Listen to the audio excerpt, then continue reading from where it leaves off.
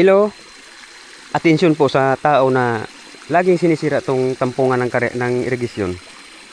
Alam mo naman na may garden ako dyan na dinidiligan. Kausapin mo ako kung bawal pala magtampong ng irigasyon kung garden ang didiligan. Sabihin mo sa akin, palay lang bang kailangan na ng tubig na to, ng irigasyon? 2 beses ko na to ginawa na tinampong. Lagi mong sinisira, lagi mong hinahagi sa ibaba. Ano ba ang problema mo?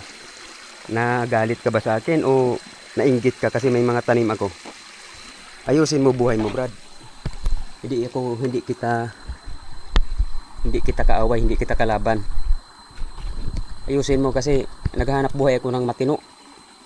Matino ang hanap buhay natin, hindi ako nangalalamang sa kapwa. Luko ka, no? Ulitin mo lang. Ulitin mo. Ulitin mo. Ulitin mo. Ulitin mo.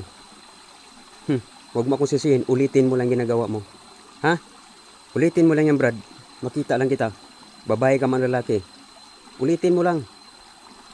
Wala akong ginagawang masama sa inyo. Nagtatanim na ako dito ng gulay. Gusto ko rin na matinong hanap buhay. Tampong na tampong. Yung unang tampong nitong mga buro. Tinago ninyo. Kung saan nyo dinala. Nagkuha akong bago. Ngayon, ihagis mo dyan sa sapa lagi. Ulitin mo lang, ha? Ulitin mo. Animal ka. Di mo ako kilala. Wala akong ginawa masama sa'yo. Ulitin mo lang. Hindi kita gagalangin maski matanda ka pa. Magpakita ka sa akin na tatampungin ko to otro. Maabutan kita. Ayusin mo yung buhay mo, ha. Wala akong ginagawang masama sa inyo. Pinapagpaguran ko yan na pagtampong-tampong dyan. Naghanap ako ng kahit ano-anong mga sapin. Kasalanan ko ba na maggulayan ako dyan? Kasalanan ko ba mag-garden ako dyan?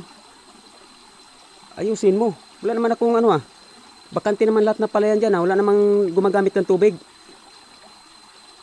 Kasalanan ba ng garden na magdilig ng tubig sa irigasyon? Tanga ka, ha. Ayusin pagkatanga mo. Baka ayusin mo lang, di mo ko kilala. Animal ka. Mag-ayos ka sa buhay mo, ha. Pasensya na mga idol. Bibigyan kong leksyon na loko na to. Pinapahirapan ako nito, eh. Darating ang oras ikaw mahirapan sa akin. Tignan mo. Ayusin mo buhay mo, ha. Malala ang mangyari sa'yo. Loko-loko ka. Wala akong ginagawa sa'yo. Matino tayong nagagarden dito. Magarden ka rin. Para maramdaman mo yung naramdaman ko. Loko ka, ha.